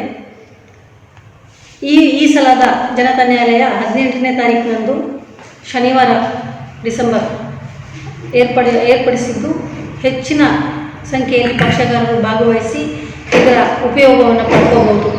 ಹಾಗೆ ಹಣ ವಸೂಲಾತಿ ಪ್ರಕರಣಗಳಲ್ಲೂ ಅಷ್ಟೇ ಪಕ್ಷಗಾರರು ಕೂತು ಮಾತಾಡಿ ಅವರವರಿಗೆ ಒಪ್ಪಿಗೆಯಾಗುವಂಥ ಒಂದು ತೀರ್ಮಾನಕ್ಕೆ ಬರ್ಬೋದು. ಆ ಮೂಲಕ ಪ್ರಕರಣಗಳನ್ನು ಕೂಡ ಶೀಘ್ರವಾಗಿ ವಿಲೇವಾರಿ ಮಾಡಲಾಗ್ತದೆ. ಅದರ ಜೊತೆಗೆ ಕ್ರಿಮಿನಲ್ ಪ್ರಕರಣಗಳನ್ನು ತೆಗೆದುಕೊಂಡ್ರೆ NIA cases, check bounce case ಅಂತ ಹೇಳ್ತೀವಿ. ಅಂಥ ಪ್ರಕರಣಗಳಲ್ಲೂ ಅಷ್ಟೇ ಆರೋಪಿ ಹಾಗೂ ಫಿರ್ಯಾದಿದಾರರು ಕೂತು ಮಾತಾಡಿ ಅವರ ಮಧ್ಯ ಏನು ಒಂದು ಒಪ್ಪಂದಕ್ಕೆ ಬಂದು ಹಣವನ್ನು ಇಬ್ಬರು ಕೂಡ ಒಂದು ಒಪ್ಪಂದದ ಮುಖಾಂತರ ಒಂದು ತೀರ್ಮಾನಕ್ಕೆ ಬಂದು ಅಂಥ ಪ್ರಕರಣಗಳನ್ನು ನಾವು ಈ ಜನತಾ ನ್ಯಾಯಾಲಯದಲ್ಲಿ ಮುಕ್ತಾಯ ಮಾಡುವಂಥ ಒಂದು ಕಾರ್ಯವನ್ನು ಮಾಡ್ತಾ ಇದ್ದೇವೆ. ಅಂತಹ ಪ್ರಕರಣಗಳಲ್ಲೂ ಕೂಡ ಫಿರ್ಯಾದಿ ಮತ್ತು ಆರೋಪಿತರು ಹೆಚ್ಚಿನ ಸಂಖ್ಯೆಯಲ್ಲಿ ಭಾಗವಹಿಸಬೇಕು. ಈಗಾಗಲೇ ನ್ಯಾಯಾಲಯದಲ್ಲಿ ಹೂಡಿರುವಂಥ ಪ್ರಕರಣಗಳಲ್ಲಿ ಪಕ್ಷಗಾರರಿಗೆ ನೋಟಿಸನ್ನು ಕಳಿಸಲಾಗಿದೆ. ನೋಟಿಸ್ ಕಳಿಸದೇ ಇದ್ದವರಿಗೆ ಈ ರೀತಿ ನಾವು ಪತ್ರಿಕಾ ಪ್ರಕಟಣೆ ಮೂಲಕ ವಿಚಾರವನ್ನು ಮುಟ್ಟಿಸ್ತಾ ಇದ್ದೇವೆ. ಜನತಾ ನ್ಯಾಯಾಲಯದಲ್ಲಿ ಹೆಚ್ಚಿನ ಸಂಖ್ಯೆಯಲ್ಲಿ ಭಾಗವಹಿಸಿ ನಿಮ್ಮ ಪ್ರಕರಣಗಳು ಏನಿದೆ ಅವುಗಳನ್ನ ರಾಜಿ ತೀರ್ಮಾನದ ಮುಖಾಂತರ ಬಗೆಹರಿಸ್ಕೊಳ್ಳಿ. ಈ ಒಂದು ಜನತಾ ನ್ಯಾಯಾಲಯದ ಒಂದು ಸದುಪಯೋಗವನ್ನು ಪಡಿಸ್ಕೊಳ್ಳಿ ಅಂತ ಹೇಳಲಿಕ್ಕೆ ಇಷ್ಟಪಡ್ತೀನಿ. ಇದು ಪ್ರತಿ ತಿಂಗಳಿಗೊಂದ್ಸಲ 2 ತಿಂಗಳಿಗೊಂದ್ಸಲ ಇರುತ್ತೆ. ಈ ಡಿಸೆಂಬರ್ ತಿಂಗಳಲ್ಲಿ 18ನೇ ತಾರೀಕು ಶನಿವಾರದಂದು ನಾವು ಹಮ್ಮಿಕೊಂಡಿದ್ದೇವೆ. ವಕೀಲರು ಕೂಡ ಈ ಒಂದು ಜನತಾ ನ್ಯಾಯಾಲಯದಲ್ಲಿ ಸಹಕಾರವನ್ನು ನೀಡ್ತಾ ಇದ್ದಾರೆ. ಕಕ್ಷಿಗಾರರು ಹೆಚ್ಚಿನ ಮಟ್ಟದಲ್ಲಿ ಭಾಗವಹಿಸಬೇಕು. ವಿಚಾರ ತಿಳಿದೇ ಇದ್ದವರು ವಕೀಲರನ್ನು ಸಂಪರ್ಕಿಸ್ಬೋದು ಅಥವಾ ನ್ಯಾಯಾಲಯದ ಆವರಣದಲ್ಲೇ ತಾಲೂಕು ಕಾನೂನು ಸೇವಾ ಸಮಿತಿಯ ಕಚೇರಿ ಇದೆ, ಅಲ್ಲಿಗೆ ಬಂದು ಕೂಡ ನಿಮ್ಮ ಒಂದು ಪ್ರಕರಣದ ಬಗ್ಗೆ ಮಾಹಿತಿಯನ್ನು ತಿಳ್ಕೊಳ್ಳಿ. ಬೇರೆ ಜನವರಿ ಫೆಬ್ರವರಿಯಲ್ಲಿ ಏನಾದರೂ ದಿನಾಂಕ ನೀಡಿದರೆ ಅಂಥ ಪ್ರಕರಣಗಳನ್ನು ಕೂಡ ನೀವು ನ್ಯಾಯಾಲಯಕ್ಕೆ ಬಂದು 18/12/21 ನಾವು ಆ ಪ್ರಕರಣವನ್ನು ನಾವು ಕೂತು ಬಗೆಹರಿಸ್ಕೊಳ್ಳಿಕ್ಕೆ ಸಿದ್ಧರಾಗಿದ್ದೇವೆ ಅಂತ ಹೇಳಿದರೆ ನಾವು ಅಂಥ ಪ್ರಕರಣಗಳನ್ನು ತಗೊಳ್ತೀವಿ. ಹೆಡ್ಸಿಯನ್ ನ್ಯೂಸ್ನಲ್ಲಿ ಈಗ ಒಂದು ಚಿಕ್ಕ ಬ್ರೇಕ್. ಕಷ್ಟಪಟ್ಟು ಹಣ ಕೂಡಿಸಿ ಒಡವೆ ಮಾಡಿಸಿರ್ತೀರಿ. ಮಕ್ಕಳ ಉನ್ನತಾಭ್ಯಾಸಕ್ಕೋ ಅವರ ಮದುವೆಗೋ ಇಲ್ಲ ಯಾವುದಾದ್ರೂ ಆರೋಗ್ಯ ಸಮಸ್ಯೆಗೋ ಹಣ ಬೇಕಾದಾಗ ಆ ಚಿನ್ನವನ್ನ ಮಾರೋಕೆ ಅಂತ ಹೋದ್ರೆ ಬೇಕಾಬಿಟ್ಟಿ ಬೆಲೆ ಕೇಳ್ತಾರೆ ಅನ್ನೋ ಚಿಂತೆಲಿದ್ದೀರಾ? ಇನ್ನು ಮೇಲೆ ಆ ಚಿಂತೆ ಮಾಡೋ ಪ್ರಮೇಯನೇ ಇಲ್ಲ. ಹಿಂದೆ ಹಿಂದೂಸ್ತಾನ್ ಗೋಲ್ಡ್ ಕಂಪನಿಗೆ ಬನ್ನಿ. ನಿಮ್ಮಲ್ಲಿರೋ ಹಳೆ ಚಿನ್ನ ಆಗ್ಲಿ ಅಥವಾ ನೀವ್ ಅಡ ಇಟ್ಟಿರೋ ಚಿನ್ನ ಆಗ್ಲಿ ತಕ್ಷಣ ಬಿಡಿಸಿ ಇಂದಿನ ಆನ್ಲೈನ್ ಬೆಲೆಗೆ ಕೊಂಡುಕೊಂಡು ಕೂಡ್ಲೆ ಬಾಕಿ ಹಣವನ್ನ ನಿಮ್ಮ ಕೈಗಿಡ್ತಾರೆ. ನಿಮ್ಮ ಕನಸಿನ ಸಾಕಾರಕ್ಕೆ ಜೊತೆಯಾಗ್ತಾರೆ. ಹಿಂದೂಸ್ತಾನ್ ಗೋಲ್ಡ್ ಕಂಪನಿ, ಇದು ನಿಮ್ಮ company. Hindustan gold company, It's your company. Hoysala Honda. ಹಾಸನದ ಹೆಸರಾಂತ ಹೋಂಡಾ ದ್ವಿಚಕ್ರ ವಾಹನಗಳ ಏಕೈಕ showroom Hoysala Honda. Prithvi theatre ಎದುರು ಬಿಎಂ ರಸ್ತೆ, ಹಾಸನ. ನಮ್ಮಲ್ಲಿ Honda Activa 6G, Dio, Activa 125, Grazia ಸ್ಕೂಟರ್ಗಳು ಮತ್ತು CB Shine 125, SP 125, Unicorn, X Blade, Livo ಮತ್ತು CD 110 ಮೋಟಾರ್ ಸೈಕಲ್ಗಳು ದೊರೆಯುತ್ತವೆ. ಈಗ ನಿಮ್ಮ ನೆಚ್ಚಿನ ಹೋಂಡಾ ವಾಹನಗಳ ಖರೀದಿಗಾಗಿ ಪಾವತಿಸಿ ಕೇವಲ 5,555 ರೂಪಾಯಿ. ಮತ್ತು ನಿಮ್ಮ ನೆಚ್ಚಿನ ಹೋಂಡಾ CD 110 ಖರೀದಿಯೊಂದಿಗೆ ಪಡೆಯಿರಿ ಉಚಿತ ಬೆಳ್ಳಿ ನಾಣ್ಯ. ನಮ್ಮಲ್ಲಿ ಅತ್ಯುತ್ತಮ ಗ್ರಾಹಕ ಸೇವೆ ಹೊಂದಿರುವ SDFC, ICICI, Muthoot, Indus end ಮತ್ತು ಶ್ರೀರಾಮ್ ಫೈನಾನ್ಸ್ ಗಳ ವತಿಯಿಂದ ಕನಿಷ್ಠ ಬಡ್ಡಿ ದರದಲ್ಲಿ ಸಾಲ ಸೌಲಭ್ಯ ದೊರೆಯುತ್ತದೆ. ನಮ್ಮಲ್ಲಿ ಎಲ್ಲಾ ಮಾದರಿಯ ಹೋಂಡಾ ವಾಹನಗಳಿಗೆ ಸರ್ವಿಸ್ ಮತ್ತು ರಿಪೇರಿ ಸೌಲಭ್ಯವಿದೆ. ಸರ್ವಿಸ್ಗಾಗಿ ಅಪಾಯಿಂಟ್ಮೆಂಟ್ ಪಡೆದು 1 ಗಂಟೆಯ ಎಕ್ಸ್ಪ್ರೆಸ್ ಸರ್ವಿಸ್ ಪಡೆಯಿರಿ. ನಮ್ಮಲ್ಲಿ ಎಲ್ಲಾ ರೀತಿಯ ಹೋಂಡಾ ದ್ವಿಚಕ್ರ ವಾಹನಗಳ ಬಿಡಿ ಭಾಗಗಳು ದೊರೆಯುತ್ತವೆ. ನಮ್ಮ ಇತರೆ ಶಾಖೆಗಳು ಬೇಲೂರು, ಅರಸೀಕೆರೆ, ಹಳೇಬೀಡಿನಲ್ಲಿ ಲಭ್ಯವಿದೆ. ಷರತ್ತುಗಳು ಅನ್ವಯಿಸುತ್ತವೆ. ಹೆಚ್ಚಿನ ಮಾಹಿತಿಗಾಗಿ ಸಂಪರ್ಕಿಸಿ 7022615666 ಮತ್ತು 7406931010. ಕೋವಿಡ್-19 ಕೊರೋನಾ ವಿರುದ್ಧದ ಹೋರಾಟಕ್ಕಾಗಿ ಎಲ್ಲಾ ರೀತಿಯ ಮುಂಜಾಗ್ರತಾ ಕ್ರಮವನ್ನ ಪಾಲಿಸುತ್ತಿದ್ದೇವೆ. Hotel new star veg and non veg restaurant, Subhash square, Hassan. ಹಾಸನದ ಜನತೆಗೆ ಸುಮಾರು 44 ವರ್ಷಗಳಿಂದ ಗ್ರಾಹಕರಿಗೆ ಉತ್ತಮ ಸೇವೆ ಸಲ್ಲಿಸುತ್ತಾ ಬಂದಿರುವ ಹೋಟೆಲ್ ನ್ಯೂ ಸ್ಟಾರ್. ಶುಚಿಗೆ ರುಚಿಗೆ ಮತ್ತೊಂದು ಹೆಸರು ಹೋಟೆಲ್ ನ್ಯೂ ಸ್ಟಾರ್. ನಮ್ಮಲ್ಲಿ ರುಚಿಯಾದ chicken dum biryani, mutton dum biryani, chicken kebab, tandoori chicken, mutton fry, fish fry, kebab ಮತ್ತು ರೋಟಿ, ದಾಲ್ ಫ್ರೈ, ತಂಪಾದ ಪಾನೀಯಗಳು ದೊರೆಯುತ್ತವೆ. ಹೋಟೆಲ್ ನ್ಯೂ ಸ್ಟಾರ್ನ ಮತ್ತೊಂದು ಕೊಡುಗೆ ವೆಜ್ ಪ್ರಿಯರಿಗೆ ಪ್ರತ್ಯೇಕವಾಗಿ ಪ್ರಾರಂಭಿಸಲಾಗಿದೆ.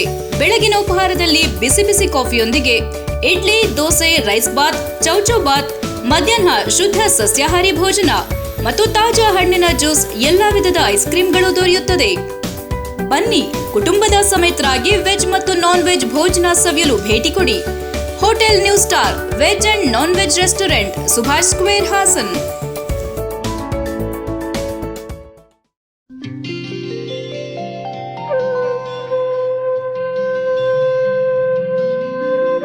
ಶ್ರೀ ಗುರುಗಳ ಆಶೀರ್ವಾದದೊಂದಿಗೆ BTS ನಗರ ಬೇಲೂರು ಇದೀಗ ನಿವೇಶನ ಕೊಳ್ಳುವವರಿಗೊಂದು ಸುವರ್ಣಾವಕಾಶ.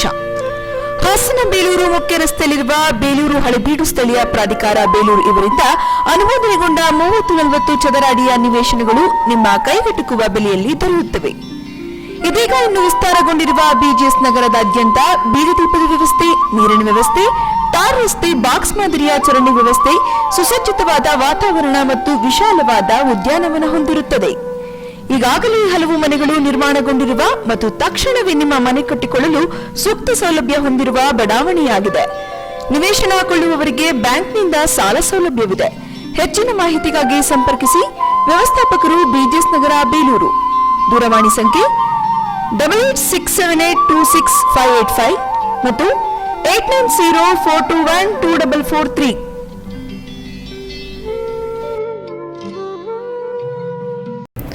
ಬ್ರೇಕ್ನ ನಂತರ HCN ನ್ಯೂಸ್ಗೆ ಮತ್ತೊಮ್ಮೆ ಸ್ವಾಗತ. ನಕಲಿ ದಾಖಲೆಯಿಂದ ತಾವು ಉಳುಮೆ ಮಾಡುತ್ತಿದ್ದ ಸರ್ಕಾರಿ ಜಮೀನು ಇದೀಗ ಬೇರೆಯವರ ಹೆಸರಿಗೆ ಖಾತೆ ಆಗಿರುವುದನ್ನು ಅರಿತು ಬೇಸತ್ತ ರೈತ ಮನನೊಂದು ವಿಷ ಕುಡಿದು ಆತ್ಮಹತ್ಯೆ ಮಾಡಿಕೊಂಡಿರುವ ಘಟನೆ ಬೇಲೂರು ತಾಲೂಕಿನ ನೆಟ್ಟೆಕೆರೆ ಗ್ರಾಮದಲ್ಲಿ ನಡೆದಿದೆ. ಬೇಲೂರು ತಾಲೂಕಿನ ನೆಟ್ಟಿಕೆರೆ ಗ್ರಾಮದ 60 ವರ್ಷದ ಚನ್ನೇಗೌಡ ಸುಮಾರು 60 ವರ್ಷದಿಂದ ಸರ್ಕಾರಿ ಜಮೀನಿನಲ್ಲಿ ಉಳುಮೆ ಮಾಡುತ್ತಿದ್ದರು. ಚನ್ನೇಗೌಡ ತನ್ನ ಕುಟುಂಬ ಸಮೇತರಾಗಿ ಜಮೀನಿನಲ್ಲಿ ಮನೆಯನ್ನ ಕಟ್ಟಿಕೊಂಡು ಇದ್ದಂತಹ 3 ಎಕರೆ ಜಮೀನು ಪುಣಿ ಮಾಡಿಕೊಂಡು ಬರುತ್ತಿದ್ದರು. ಅಲ್ಲದೆ ಇತ್ತೀಚೆಗೆ ಸರ್ಕಾರದಿಂದ ಭೂಮಿ ಮಂಜೂರು ಮಾಡುವಂತೆ 53ರಲ್ಲಿ ಅರ್ಜಿ ಸಲ್ಲಿಸಿದರು. ಆದರೆ ಪ್ರತಿನಿತ್ಯ ತಾಲೂಕು ಕಚೇರಿಗೆ ಅಲೆದು ಬಸವಳಿದ ರೈತ ಚನ್ನೇಗೌಡ ನಂತರ ಜನಪ್ರತಿನಿಧಿಗಳ ಬಳಿಯೂ ಸಹ ತನ್ನ ಅಳಲನ್ನ ತೋಡಿಕೊಂಡಿದ್ರು. ಅದರಂತೆ ಭೂಮಿ ಮಂಜೂರು ಮಾಡಲು ತಾಲೂಕು ಕಚೇರಿಗೆ ಅವರಿಗೆ 53ರಲ್ಲಿ ಅರ್ಜಿಯನ್ನ ಸಹ ಸಲ್ಲಿಸಿದ್ರು.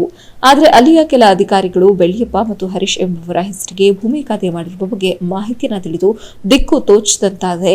ಚೆನ್ನೇಗೌಡ ಮತ್ತು ಅರ್ಜಿ ಸಲ್ಲಿಸಿ 3 ತಿಂಗಳ ಹಿಂದೆ ಪಹಣಿ ನೋಡಿದಾಗ ಬೆಳ್ಳಿಯಪ್ಪ ಅವರ ಹೆಸರಿಗೆ ಖಾತೆ ಮಾಡಿರುವುದು ಬೆಳಕಿಗೆ ಬಂದಿದೆ.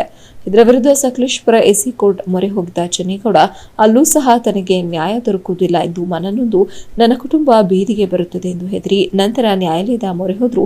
ಅಲ್ಲಿಯೂ ನ್ಯಾಯ ದೊರಕದ ಹಿನ್ನೆಲೆ ಮನನೊಂದು ಡಿಸೆಂಬರ್ 8ರ ಬೆಳಗ್ಗೆ ಗ್ರಾಮದ ಬಸ್ ನಿಲ್ದಾಣದಲ್ಲಿ ವಿಷ ಸೇವಿಸಿ ಆತ್ಮಹತ್ಯೆಗೆ ಶರಣಾಗಿದ್ದಾರೆ. ORP ಲ್ಯಾಂಡು ಅಥವಾ ಇದು ಎಂತದ್ದು ಮಿಲಿಟರಿ ಹಿಂಗೇನಾರ ಆಗಿದೆ ಅಂತ ನಾವು ಮಾಡ್ಕೊಡಕ್ ಬರಕಲ್ಲ. ಮಾಡಿದೀರಾ ಯಾರು ಪೊಸಿಷನ್ ಇದ್ರೆ ಪೊಸಿಷನ್ ಬಿಡಬೇಡಿ. ಸರಿಗ ಇವ್ರದ್ದು ನೋಡಿ ಸರ್, ಇವ್ರದ್ದು ಹಂಗೆ ಇರುತ್ತೆ. ಅವ್ರ ದೊಡ್ಡಪ್ಪನ ಸತ್ತಿರೋದು ಇವ್ರದ್ದು ಹಂಗೆ ಸರ್. ಈಗ ಯಾರ್ಯಾರ ಹೆಸರಿಗೆ ಆಗ್ಬಿಟ್ಟಿದೆ, ಅದು ಹೆಂಗಾಗಿದೆ ರೆಕಾರ್ಡ್ ತೆಗೆಸ್ರಿ ಗೊತ್ತಾಗುತ್ತೆ ಸರ್.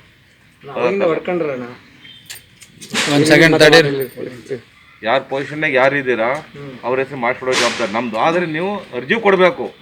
ನಾವು ಪೊಸಿಷನ್ ಆಗಿದ್ದೀವಿ, 53 ಅರ್ಜಿ ಹಾಕಿದೆ, ಇದ್ರ ಬಗ್ಗೆ ಕ್ರಮ ವಹಿಸಿ ಅಂತ ತಹಸೀಲ್ದಾರ್ ಅರ್ಜಿ ಕೊಟ್ಟರೆ ಅವರು ಹಿಂದಿನ ತಹಸೀಲ್ದಾರ್ ಮಾಡಿದ್ದು ತಹಸೀಲ್ದಾರ್ ವಜಾ ಮಾಡೋಕ್ಕೆ ಬರೋಲ್ಲ, AC ಕೋರ್ಟಿಗೆ ಹಾಕ್ತಾರೆ. AC ಕೋರ್ಟಲ್ಲಿ ಹಿಂದಿದ್ದದನ್ನು ವಜಾ ಮಾಡ್ತಾರೆ. ಹಿಂದೆ ಯಾರಿಗಾಗಿದೆ ಗೊತ್ತಾಯ್ತಲ್ಲ, ಅದನ್ನು ವಜಾ ಮಾಡಿ ಮತ್ತೆ ನಮ್ಮ ಸಮಿತಿ ಕೊಡ್ತಾರೆ, ನಾವು ಮಾಡಿಕೊಡ್ತೀವಿ. ಇದು ಕ್ರಮ. 3 ಎಕರೆ ಭೂಮಿಯನ್ನೇ ನಂಬಿ ಜೀವನ ನಡೆಸಿಕೊಂಡು ಬಂದಿದ್ದ ಚೆನ್ನೇಗೌಡ ಕುಟುಂಬ ಸಂಪೂರ್ಣ ಬೀದಿಗೆ ಬಂದಂತಾಗಿದೆ.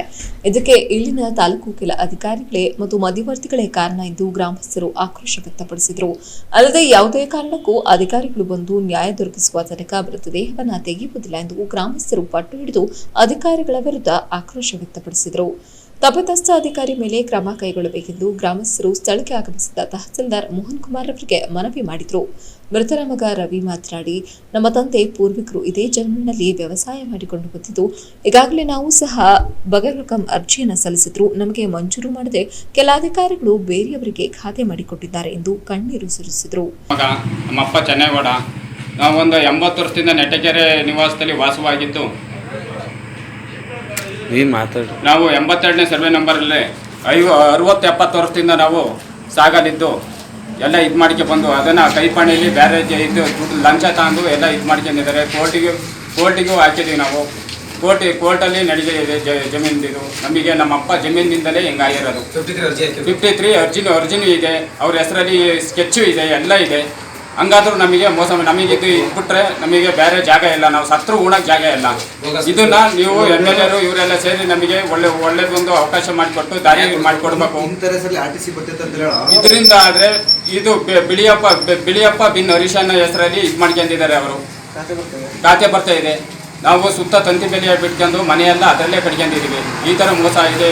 ಅದೇ ಕಾರಣ ನಮ್ಮಪ್ಪ ಈ ಥರ ಆಗ್ಬೇಕಂದ್ರೆ ಅದೇ ಕಾರಣ. ಇವತ್ತು ನಮ್ಮ ಅಪ್ಪ ಇದ್ದಾರೆ, ನಾಳೆಗೆ ನೀವು ಯಾರು ಬಂದು ನಮಗೆ ಇದು ಕರೆಕ್ಟಾಗಿ ಇದು ಮಾಡಿಕೊಡ್ಲಿಲ್ಲ ಅಂದ್ರೆ ನಮ್ದು ಇದೇ ಪಾಡ ಆಗ್ತದೆ. ಘಟನಾ ಸ್ಥಳಕ್ಕೆ ಬೇಲೂರು ಪೊಲೀಸರು ಭೇಟಿ ನೀಡಿ ಪರಿಶೀಲನೆ ನಡೆಸಿ ಪ್ರಕರಣ ದಾಖಲಿಸಿಕೊಂಡಿದ್ದಾರೆ. ನಂತರ ಶಾಸಕ KS ಲಿಂಗೇಶ್ ಆಸ್ಪತ್ರೆಗೆ ಭೇಟಿ ನೀಡಿ ಕುಟುಂಬದವರಿಗೆ ನ್ಯಾಯ ದೊರಕಿಸಿಕೊಡುವ ಭರವಸೆ ನೀಡಿದರು. HCN news Belur.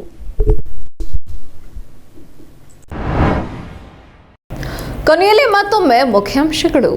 ಹಾಸನ ಜಿಲ್ಲೆಯಲ್ಲಿ ಡಿಸೆಂಬರ್ 10ರಿಂದ ವಿಧಾನ ಪರಿಷತ್ ಚುನಾವಣೆ. 257 ಮತಕೇಂದ್ರಗಳಲ್ಲಿ ಬೆಳಗ್ಗೆ 8ರಿಂದ ಸಂಜೆ 4ರವರೆಗೆ ಮತದಾನ. ಮತ ಚಲಾವಣೆ ಮಾಡಲಿರುವ 3578 ಮತದಾರರು. ಬೇರೆಯವರ ಹೆಸರಿಗೆ ಖಾತೆ ಆಗಿರುವ 60 ವರ್ಷಗಳಿಂದ ಉಳುಮೆ ಮಾಡುತ್ತಿದ್ದ ಜಮೀನು ಬೇಸತ್ತು ಮನನೊಂದು ವಿಷ ಕುಡಿದು ಆತ್ಮಹತ್ಯೆ ಮಾಡಿಕೊಂಡ ರೈತ ಚೆನ್ನೇಗೌಡ. ಅಧಿಕಾರಿಗಳ ಬಗ್ಗೆ ಗ್ರಾಮಸ್ಥರ ಆಕ್ರೋಶ. ಅಧಿಕಾರಿಗಳ ಮೂಲಕ ರೈತರಿಗೆ ಕಿರುಕುಳ ನೀಡುತ್ತಿರುವ ತಹಸೀಲ್ದಾರ್. ಆಲೂರು ತಾಲೂಕು ಹೊತ್ತನಹಳ್ಳಿಪುರ ಗ್ರಾಮಸ್ಥರ ಆರೋಪ. ಅಧಿಕಾರಿಗಳನ್ನ ಕಳುಹಿಸಿ ಮಾಹಿತಿ ಪಡೆಯಲಾಗಿದೆ ಎಂದ ಎಷ್ಟೊತ್ತು ನೀವು ನೋಡಿದ್ದು ಹಾಸನದ ಸುದ್ದಿಯಾತ್ರೆ HCN ನ್ಯೂಸ್.